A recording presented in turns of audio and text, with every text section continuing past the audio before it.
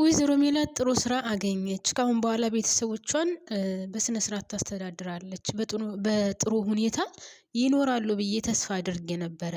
ሰው ግን በዚህ ደረጃ ነው የሚቀየረው ማለት ነው? ውድ ቤተሰቦች፣ ሰው ግን መቼ ነው የከፋውንና ያዘነን ሰው እንደገና የሚያሳዝነው? ለምንድነው ክፉ ምን ሆነው? ያ ኢዩኤል የሚባል ልጅ ከቤቷ ድረስ መጥቶ ከአንድም ሁለት ጊዜ ይቅርታ ጠይቆ እሱ ጋር እንድትሰራ አድርጎ፣ ለዛውም እኮ በእውቀቷ ነው፣ በትምህርቷ ነው፣ በጭንቅላቷ ነው የምትሰራው። ግን ስራውን ከጀመረች በኋላ እናቱ የምትሆንን ሴት እንደዛ መናገሩ ተገቢ ነው ብላችሁ ታስባላችሁ? እውነት ሰው ግን እንዴት ነው የሚያስበው? ለምንድነው ግን በዚህ ልክ የሆነ ቀኑ የጎደለበትን ሰው ለማስለቀስ፣ ለማስነባት፣ የት ቦታ እንዳለ ለማስታወስ የምንጥረው? ለምንድነው ነግበን ይሄ ነገር ይደርሳል የማንለው? እንዴት ናችሁልኝ የኔ ቤተሰቦች? ደህና ናችሁ ወይ? በያላችሁበት ሰላማችሁ ይብዛልኝ። ውድ ቤተሰቦቼ፣ ፈጣሪ አግኝቶ ከማጣት ይሰውራችሁ፣ የሰው እጅ አያስጠብቃችሁ። ማርያምን በጣም ነው ያዘንኩት በዚህ ድራማ ላይ። ሴትዮዋ በዚህ ልክ ክፉ አትመስለኝም። በነበረባት ማለት የገንዘብ በነበራት ሰዓት የኔ ያክልም ጨካኝ አትመስለኝም። ለቤተሰቦቿ ያን ያክል ባትሆንም፣ ነገር ግን ለድርጅቷ ሰራተኞች የኔ ያክል ከፍ ዝቅ አድርጋ የምትናገር አይመስለኝም። አንድ ሰው ካላጠፋም ያለ ጥፋቱ የምትናገር ሴት አትመስለኝም ወይዘሮ ሜላት። ተሳስቼ ከሆነም እናንተ ልታርሙኝ ትችላላችሁ ቤተሰቦቼ። ምክንያቱም ድራማውን ከመጀመሪያ ጀምሮ ተከታትየዋለሁ እና ኢዩኤል የሷ ሰራተኛ ነበረ። በሷ ድርጅት ስር ይሰራ የነበረ ልጅ ነው። ገርሞኝ ነው እውነት። ቀን አይጣላችሁ፣ ቀን አይክፋባችሁ። እውነት ቀን ከጣላችሁ ጣላችሁ ነው በቃ። የኔ የምትሉት ሰው ሁሉ እያያችሁት በቢላ ይወጋችኋል። የሚገርም ነው። ሰላም የኔ ምርጦች፣ እንዴት ናችሁልኝ? ሰላም ናችሁ ወይ? በያላችሁበት ሰላማችሁ በዘዘት ትረፍረፍ ይበልልኝ። የዛሬ ድምጼ ልክ አይደለም። ዛሬም ትናንትናም ጉንፋን ይዞኝ ነው። በጣም ይቅርታ። ለዚህ ቻናል አዲስ ከሆናችሁ ሰብስክራይብ አድርጉልኝ ባካችሁን ውድ ቤተሰቦቼ። ላይክም እያደረጋችሁልኝ፣ አዲስ የሆናችሁ ሰብስክራይብ አድርጋችሁ የደወል ምልክቷን በመጫን ቤተሰብ ሆኖ አበረታቱኝ ባካችሁን ውድ ቤተሰቦቼ። እናንተ ስለምታበረታቱኝ ነው እና የምሰራው። አደራ ከጎን የሆኑ አበረታቱኝ፣ ቻናሌን አሳድጉልኝ እና አመሰግናለሁ። ወደ ድራማው ሲሄድ ኢዩኤል የተናገረው ንግግር ብቻውንም ቢሆን ከጭንቅላት የማይወጣ ነው። እግሯ ስር ወድቆ እንኳን በድጋሚ ይቅርታ እያለ ቢጠይቃትም ብቻውንም ቢሆን የልቧን ስብራት ደግሞ ሊመልስላት አይችልም። ጠይቋታል ይቅርታ፣ ግን የእሷን የልብ ስብራት ይመልሰዋል? የክብሩን ጉዳይ ተውት። አንድ ሰው ካጣ፣ ገንዘብ ከሌሉ መቼውንም ቢሆን ክብር ሊኖረው አይችልም አይደል ቤተሰብ? ግን በዛ ልክ አንቺ እኮ ቤት ለቤት እየዞርሽ ስትሰሪ ነው ያገኘሁሽ አይባልም። ይሄ ምንድነው የሚያሳየው? የሰው ልጅ ገንዘብ ካገኘ ምን ያክል እንደሚቀየርና ጭንቅላቱ ራሱ ከገንዘቡ ጋር ስለጦዘ ጭንቅላቱ ራሱ እንደሚፈወዝ ነው ያየሁት። እውነት ቤተሰብ፣ ኢዩኤል ማለት የወይዘሮ ሜላት ሰራተኛ የነበረ ልጅ ነው። እሱ ብቻ አይደለም፣ በራሱ አንደበት እሱ ሲያገባ የረዳችው ልጅ ነው።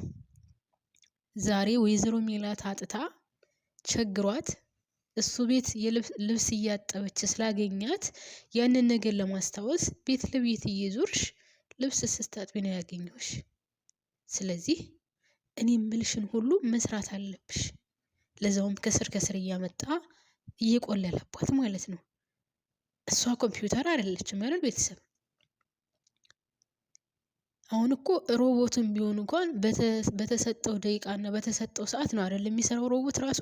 እንግዲህ ከሮቦት በላይ ፈጣን የለም አይደል ቤተሰቦቼ? እና ሮቦቱም ቢሆን በተሰጠው ታይም እና ደቂቃ ጊዜ ብቻ ነው የሚሰራው። ከዛ ውጭ ከሰጣችሁት አይሰራውም። በሰዓት ነው ሁሉንም ነገር የሚያደርገው።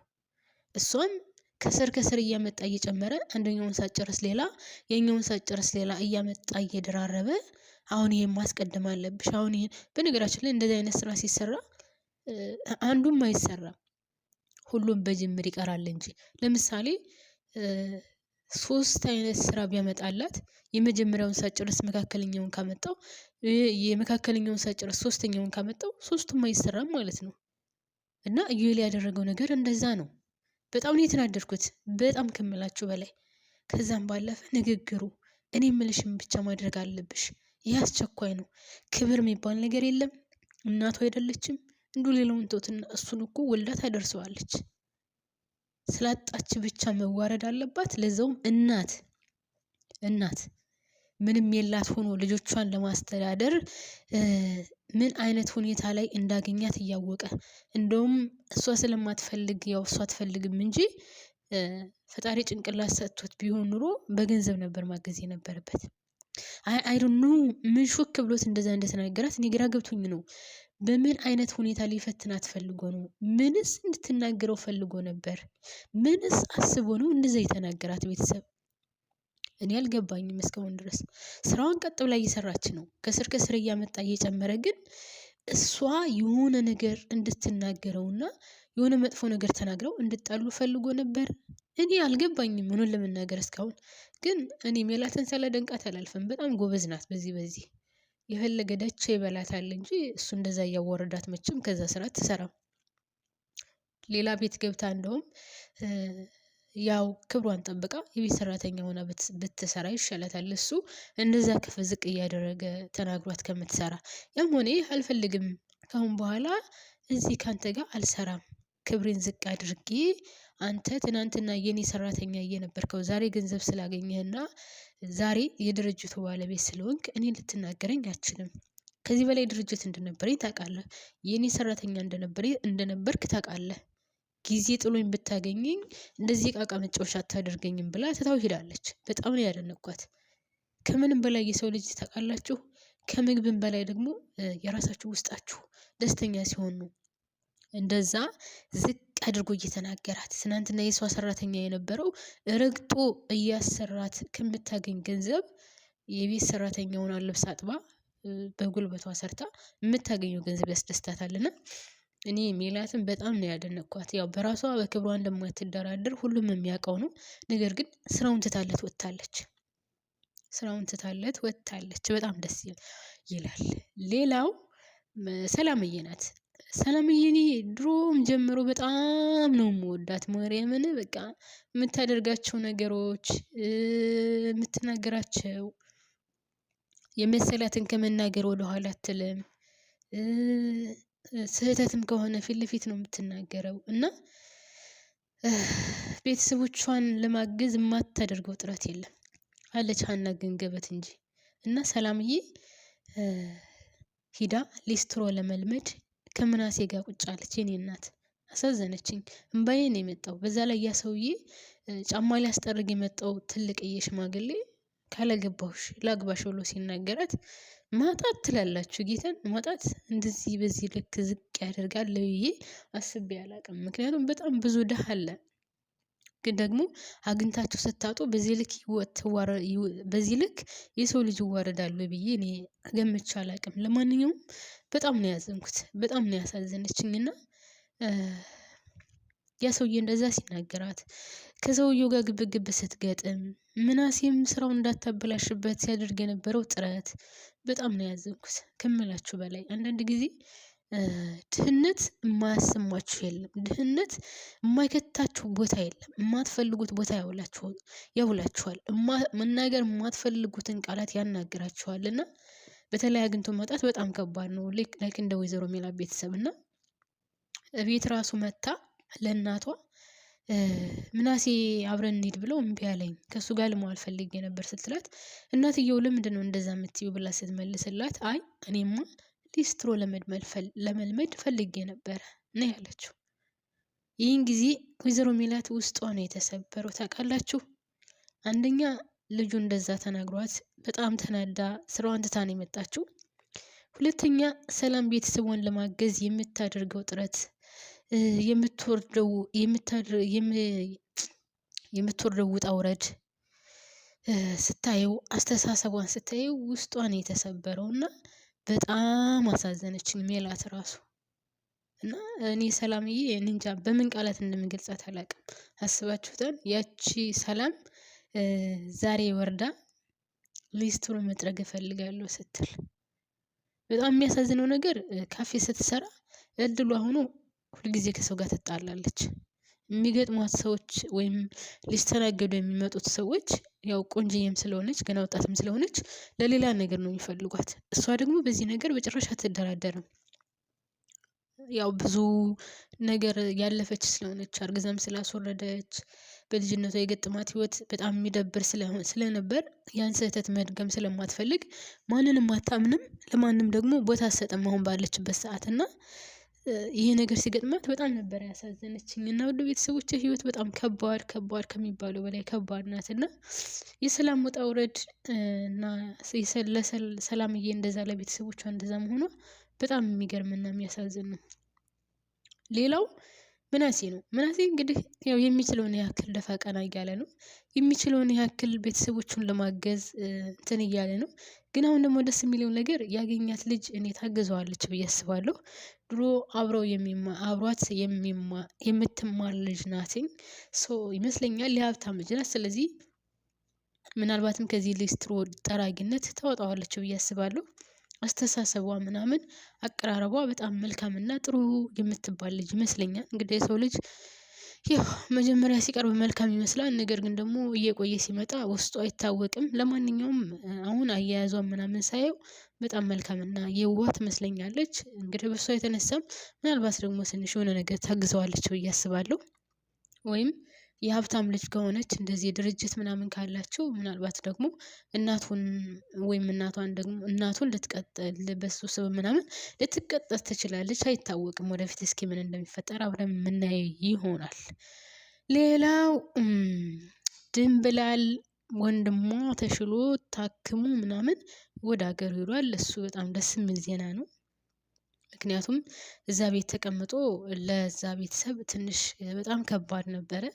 ወይዘሮ ሜላት በጣም መልካምና ጥሩ ሴት ናት። ግን ቢሆንም ደግሞ እዛ ላይ ተቀመጠ ሰው አንድ ክላስ አብሮ ሲተኙ ስንት ሰው ሆኖ አንድ ክላስ አብሮ ሲተኙ በጣም ከባድ ነበር። በሚያመው ሰዓት ደግሞ ያው እሱ ስለሚጮህ ምናምን በጣም ሀርድ ነበር። ብቻ ሆነ ይህ አሁን እግዚአብሔር ይመስገን በተምቹ ምክንያት ያው ተምቹ እሺ ብሎ ወደ ሕክምና ቦታ ወስደውት ታክሞ አሁን ተሽሎት ወደ ሀገሩ ሄዷል። እሱ በጣም ደስ የሚል ነገር ነው። ግን እዚህ ላይ የረሳሁት ነገር ቢኖር ማለት ነው የወይዘሮ ሜላትን ወርቅ የወሰደው ማነው ነው ጨዋታው። የወይዘሮ ሜላትን ወርቅ ማን ወሰደው? ወይዘሮ ሜላትስ ወርቅ ካላት ይህን ያክል እየተቸገረ እስከዛ ድረስ ለምን ዝም አለኝ ነው? እውነት ወርቁን የድንብላል ወንድም ወስዶት ነው? ይሄን ካደረገ መቼም እኔ አላቅም። እኔ እንጃ ማርያምን። ይሄን ወርቅ ወስዶት ከሆነ እውነትም ይሄ ልጅ አሞት ሳይሆን ከዚህ ቤተሰብ የሆነ ነገር ለማድረግ ነው የመጣው።